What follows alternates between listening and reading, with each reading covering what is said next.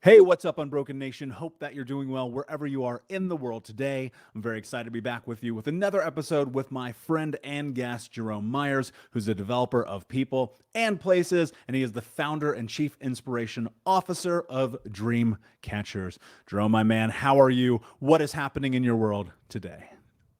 Michael, I'm amazing, man. What's happening? I get to spend time with an amazing person. I was going to say amazing people, but an amazing person. And I'm super grateful for the opportunity to share with you and your audience today, man. Thanks for having me. Well, I appreciate that. And I assure you, my friend, the honor is all mine. So, for those who do not know you, I should say, tell us a little about your story, your journey, and how you got to where you are today. Yeah, man. I'm a corporate America dropout. So I had the good fortune of building a $20 million division for a Fortune 550 in my last corporate role. I was employee number two on January 13th. And by the end of September, we had about 175 folks on my team. And then on December 24th at 4:55, I get a phone call. And it goes something like this: Hey, Jerome, I know you and I have been going back and forth for a while, but I made a decision. I was like, okay, so what you got, man? We're gonna lay about half of them off. What do you mean? No, we're gonna lay half the folks off. Why are you asking me what I mean? You and I have been talking about this for a few weeks. Yeah, that's not the right answer. We need to figure out something else. We just made $6 million in profit. Like, we've got to figure something else out for these folks. They've sacrificed in a bunch of different ways. Yeah, Jerome, I didn't call it a debate with you. I'm calling to inform you of a decision that has been made. Now, you can participate or not, that's up to you, but that's what's gonna happen. I hear what you're saying, but we're not making the right decision. Look, Jerome, it's 4:59 on Christmas Eve. I'm gonna go spend the rest of the year with my family. I'll talk to you next year. And then the 3 boops that every iPhone user dreads when they're in the middle of an important conversation happen. And I realized that the call didn't drop. I was hung up on. And it was there that I realized that I was gonna have to do something that I did not wanna do. And I also realized that this was going to be a transformational moment for me. And so I didn't sleep, I didn't eat, and I did all I could to figure out how to make that experience as objective as possible. Right? I hear the stories about people who get laid off, and it's like, oh, the guy just didn't like me, or this, or that, or the third. So all the performance metrics I could come up with to come up with a way to make sure that we had the right people to hang out with us in the year going forward were pulled out. Really tough discussions were had. And what I found in the end was we did have some people who should have been laid off anyway because they weren't key contributors. We weren't looking hard enough. But we really did end up losing some really amazing folks in that transition. And so what I promised myself was I would never do that again. Right? I would never be the guy that was the axe man. And the part that really rubbed me the wrong way was the guy that gave me that phone call. I talked to him every other week and I saw him once a quarter. I was the person that was operating that business, but I wasn't actually in control. The buck didn't stop with me. Somebody else had control over my business unit. And that rubbed me the wrong way. We put Humpty Dumpty back together again and we made another run the next year. And again, we hit another 20 million, another 30% profit margin. But this time, it was a couple of days before Thanksgiving when I stand up in front of my team and I say, hey, don't spend all of your money on Black Friday. I'm not sure what's going to happen between now and the end of the year. And I just wanted to make sure you have some runway in case something does. And it was in that moment that I felt like I lost all of my credibility as a leader. It was in that moment that I realized, wait, I have a choice, right? I may not be in control of the situation, but I have a choice in whether or not I participate in executing what somebody else wants me to do. And when I realized I had a choice, I decided that I was a dropout. So I left corporate, jumped into real estate. I'll save you the details of that because that's not what this show is about. But I spent a lot of time talking real estate and teaching real estate. And then what I realized being in real estate was that I was a lone wolf. I really missed the opportunity to help develop people. I really missed the opportunity to help people see what was possible in their life. So I made a hard pivot and started doing some coaching for entrepreneurs and people who wanted to leave corporate America, and some leadership development for some of the largest companies in the country. It's powerful, man.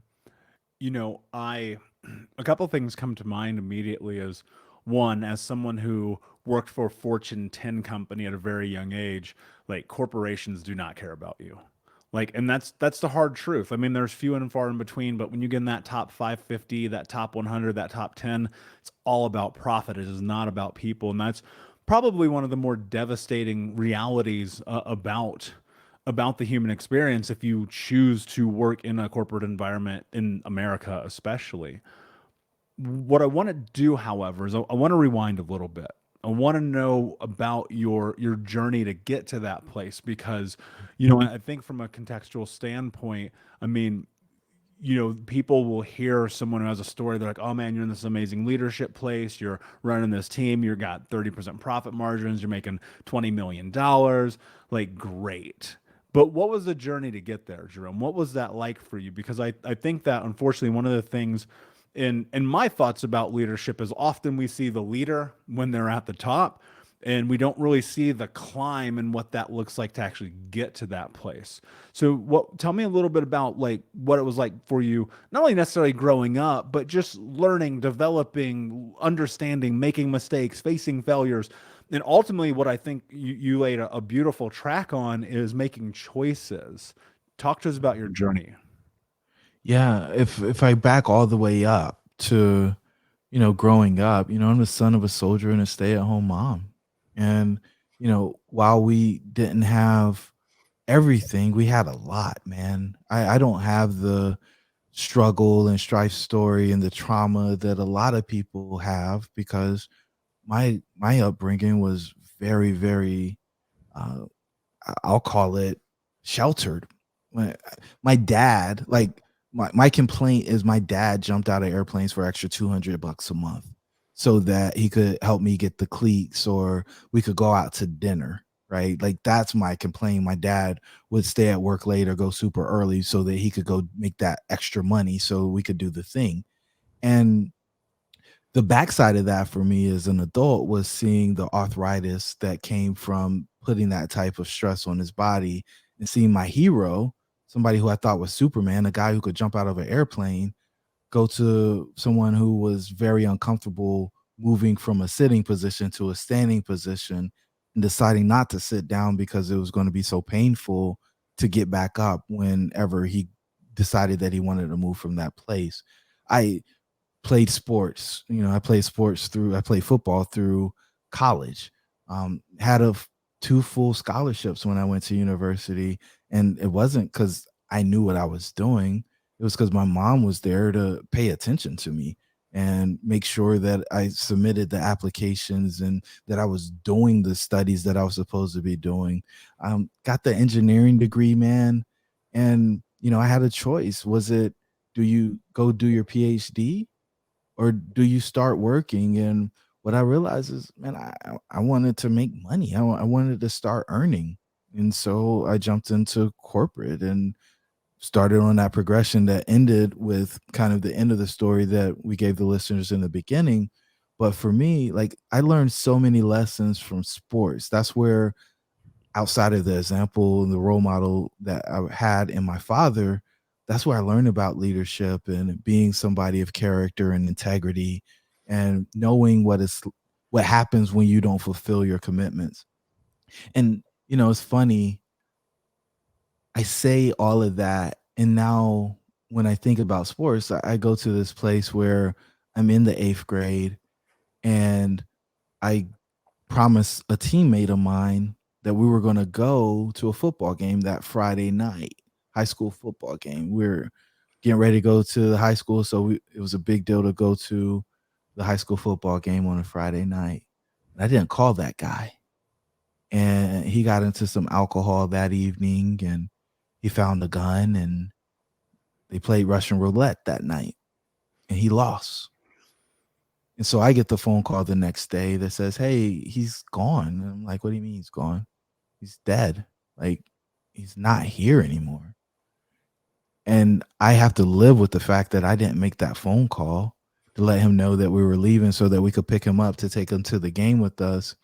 And maybe, just maybe, he'd still be walking this earth had I done my part and kept my word to a person who I appreciated, because we went to school together from elementary school all the way through that point of life.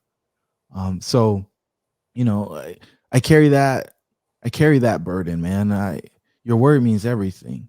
It really does. And right or wrong, people die, at least in my world, if you don't keep your word. Yeah, it's powerful, man. And I actually resonate with that a ton. As the Unbroken Nation audience knows, my three childhood best friends were murdered. And no bullshit. The only reason I'm here right now is because I said I didn't follow through on those promises to like show up or do the thing. And that's like this really odd, strange juxtaposition of the world and the choices and decisions that we make. But as I've gotten older, I think about the idea of, what if I would have said yes? What if I would have been in that situation with them? Maybe I wouldn't be here. And it's those burdens. Like I try to think about them like bricks in a backpack. And if I can let them go, not that they don't carry weight, but if I can just sit them down and just like keep moving through life, there's this tremendous weight that is relieved from us when you're in this journey. And I think you pointed to something that for me holds so incredibly true, that's so profound, that I do not think people really understand, is the power of keeping your word. I had a moment in my life where I had to recognize that I could not negotiate with myself any longer because I was not keeping my word. I was not being a man of character. And for me that was both inspiring and like earth-shattering at the same time, because it's like, oh shit, I don't know how to do this.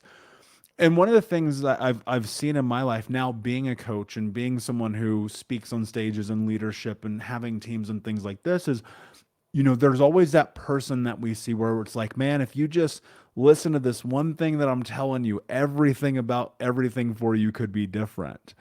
And so, what I'm curious about in this moment is, Jerome, as you're with people, as you're teaching people about leadership, as you're coaching people and talking to these businesses, what is it that you think is kind of, for lack of a better term, the chasm? What is that gap that people must cross in order to step into what's next into their life? Being honest with themselves. So many people romanticize their current situation. They they believe that their future is happening right now, even though they haven't done the things they need to do in order to have what they want. So many people believe that they're great just because they show up, but that's not true. Like, you're not your best self right now. And if you don't have something that you want, it's because you haven't become the person that does the things to have that thing. And people get really upset when that starts to sink in, because they know it's true. And if you've got this thing in your world that you desire and you won't tell anybody about it, it's because you're scared that they're going to say to you, well, how are you going to do that? You don't do the stuff that's necessary in order for you to have that. But the moment that you get bold and you're willing to say, hey, this is what I do, this is who I am, and this is what I want, and then your actions line up with that so that you're in coherence, that's when life starts to change. I wrote this note down. It said, imagine who you could be and aim towards that. And I think, let me rephrase that. I know one of the most difficult aspects of what you just laid out is people have no idea what they want. They have Mhm. no idea who they want to be, how they want to be, how they want to show up in the world. And so, my question to you would be, all right, great. You laid out this framework. I can kind of conceptualize this idea of what that means, but like, how do you actually figure out what you want? So it's this is funny. Here we go, Michael. And I think you'll follow me on this. But what if you did know? What would it be? You For you say me, that you don't yes. know. You say that you don't know, but what if you did know? What would the answer be? If you suspended disbelief and you accepted that anything is possible for you, what would it be? See, people get to the space of they don't know what they want because they're convinced that they need to be practical. They need to do things that are reasonable. And that drives them to this place of mediocrity. And that mediocrity puts them in the box because they don't want to be there. They want to be over here, but they don't believe that they can go over there. So they shut their mind down to the possibility of. But if you did know and there were no limitations, what would it be? And that's when the answer starts to come. You don't have to figure out how right now. Just if you did know and there was no disbelief in you, what would it be? Take the clamps off. Take your foot off the brake and just let it flow. A lot of times people turn on the radio, they turn on the TV because they need to drown out the voices in their head. They don't want to hear that. The quiet is deafening for them until you actually get that stuff under control and you're actually using that as source, as guidance. It's all inside you. So saying that you don't know is only putting you in a place of not knowing.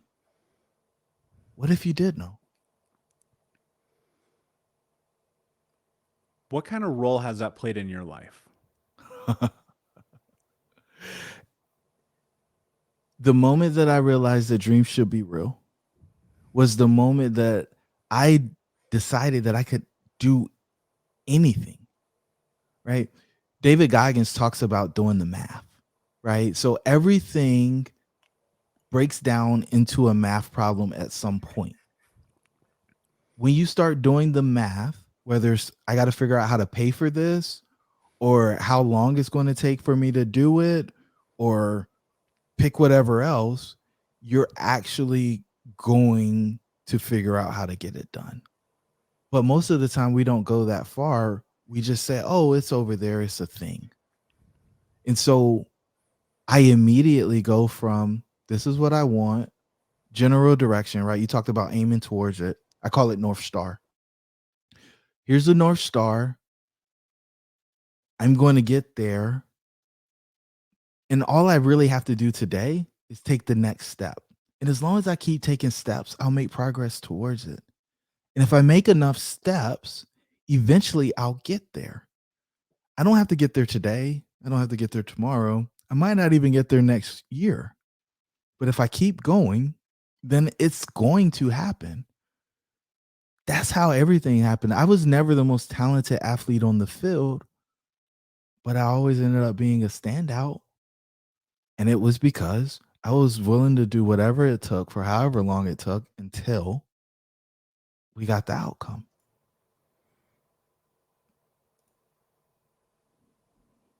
There's sacrifice in that, right?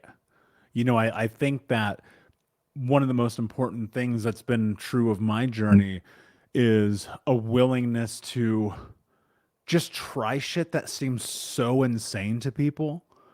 Like leaving a corporate job. I left a Fortune 10 company making six figures to start a company from zero. I left a company that I had built over a decade to one of the biggest companies in the state to move to go on a healing journey. I left the comfort of a healing journey to hop on a plane with a one-way ticket to live in 12 different countries and explore what it's like on the other side of that. What I think about literally every single day of my life is people will often tout me as, or and you may experience this as well, as like this fearless person. But I'm not. Dude, I'm scared every day. I'm scared I'm going to run out of money, out of time, out of energy, out of podcast guests, out of books to write, out of time at the gym, out of, I move through fear every single day. And I think that's the only reason that I'm able to be here. And so, people will hear these ideas and these concepts, and I'll even challenge clients sometimes. I'll be like, tell me your dreams. Tell me what you want. And they'll be like, yeah, but I don't think I can have it. Well, if you tell yourself you can't have it, I promise you, you're not gonna fucking get it. Like I never once in my life ever said I can't have something and then magically it appeared. You know what I mean? Like you've got to be willing to believe in yourself because if you don't believe in yourself, then who will? And so what I want to talk about here as we kind of pivot a little bit is talk to me about fear. Yeah. It gets in the car and it goes anyway, but it's never in the driver's seat, right? Fear is the only way that you can be excited is if there's some fear. It's just a matter of how you channel it. Think about it like the sunlight, right? You got a a magnifying glass and you got sunlight. If you aim it in the right thing, you can set something on fire. Fear is the same way. It's omnipresent. It's always there. There's always something to be scared of. But do you let it become a prison for you? Or do you use it as motivation to make sure that you mitigated the risk and then you're doing everything you can in order to make sure that you get to the outcome? If you played sports, you know that if you play scared, if you play in fear, you get hurt every single time. But if you play full out, you can do some things and have impacts that most people would be like, you should have been hurt, and you don't, right? Fear is only there, from my perspective, to keep you from going back, Hmm. right? It should push you forward. It should not hold you in place. But so many of us allow fear to be a prison. We allow fear to keep us right where we are because we're scared of what's on the other side of that door. The other side of that door could be your freedom. Other side of that door could be your partner for life. Other side of that door could be financial independence. But because you're scared to see what's on the other side of that door, you stay right there in a prison that you created for yourself. Because while the danger may exist, it doesn't mean that it's going to happen to you. And if you're aware of it before you get in a situation where it could happen to you, likely you can mitigate that risk by putting something in place to reduce the risk. And then you can do what you want to do kind of carefree. I fully subscribe to that. Like the mitigation of risk to me is everything. As someone who comes from chaos, who is willing to step into chaos quite frequently, to be honest with you, in that I want to live my life in a certain way, I'm always assessing risk first. But what I do with it that I think that most people do not when they assess risk, I look at it, I go, cool, that's all the stuff I need to make sure I avoid. Here's all the other things that I'm going to move towards, right? And it's about being solution oriented, right? It's about looking for. One of my friends wrote a really incredible book called The Third Door. And it's about looking for the other opportunities. It's about looking for solutions. It's about putting yourself, in this position to ultimately say, yes, I have assessed the fear of the reality of quitting the job. But at some point, the pain of the continuation of being in the job, in the relationship, in the friendship, in the whatever, it's going to outweigh the benefit of like getting away from it. And I think that's one of the best things that you can do. And my friend Alex Bananian, who wrote The Third Door, he and I were talking a few years ago, and I was just like, talk to me about your mindset about this idea of like attacking life and looking for opportunity. And that conversation kind of changed things for me forever because it was like, wow, the reality is I'm only ever looking for the negative. He's only ever looking for the positive. And I was like, wait a second, you got to swing that pendulum. So as you're in this and you're in your life, Jerome, and you're looking towards what's next, how do you kind of lay the track for moving towards who you want to be? Like, what does that journey look like for you? Yeah, I believe that at the end of this thing, you get introduced to the person that you could have become, right? And it's my ambition to be better than the person that I get introduced to, right? I want to have more achievements and accomplishments than what the model for my life was. And so as I think about where I am and how I am, I question whether or not that's optimal. Like, am I really getting all that I can out of this guy and this time? So I was in a head-on accident with a dump truck, right? Trapped in the car for a little over an hour, jaws of life to get me out, broke both of my femurs, kneecap, medevaced to a hospital, ICU for multiple days, then in the hospital for days after that, then in a wheelchair, then have to learn how to walk, all these things. I looked death in the face. In fact, somebody that was at the accident scene told me that I was dead when I asked to use their phone to call somebody to come help me. And that changed my life because I realized that in the snap of a finger, it could all be over. And so I do everything I can to live every day as if this would be the last one. I had a buddy of mine die when he was 30. Didn't have a medical condition, but died. And the question was, well, if this person died, one of the best people I know pound for pound on the face of the planet, how can I possibly still be here? Why do I still have breath?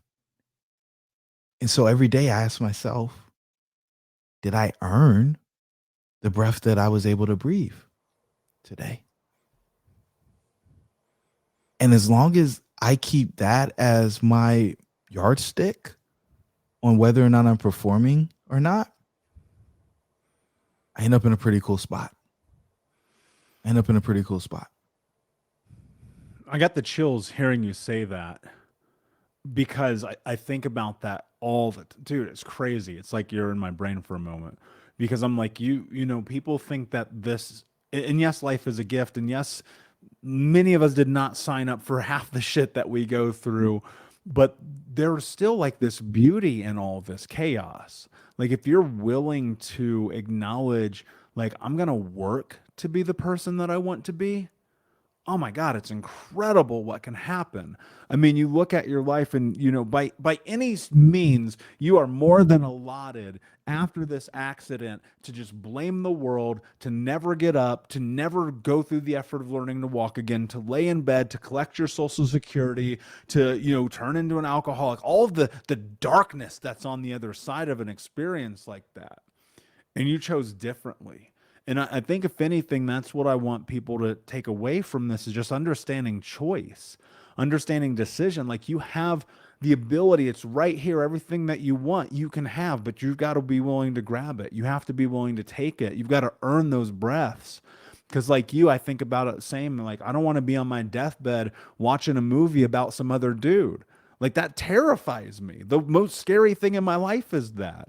And so it's like be willing to face the fear, be willing to step into the unknown, be willing to show up for yourself and say, this is who I am, this is what I want, and go for it. Because I imagine, now, I don't know, this has never happened to me, Jerome. I would imagine the physical therapy after that experience was probably the worst shit of your life, right? So here's the thing, man. I can't take anything that ends in the "een," right? So, and I found that out because I took some and I'm sitting on the couch and it felt like my legs were on fire and I'm hallucinating in my sleep. And so I had this job where I was doing modeling on the computer. And so every time I made a mistake, I would get shocked. And it was like fire running through both of my legs. It was my nerves coming back to life, but the reaction with the narcotics that I was taking in order to reduce the pain gave me a totally different experience in this dream. And I was like, what am I doing? Because all I wanted to do, man, all I wanted to do was walk again. And you know, you talked about this thing, and I don't want people to miss it. The thing either happened to you or it happened for you. You get to choose.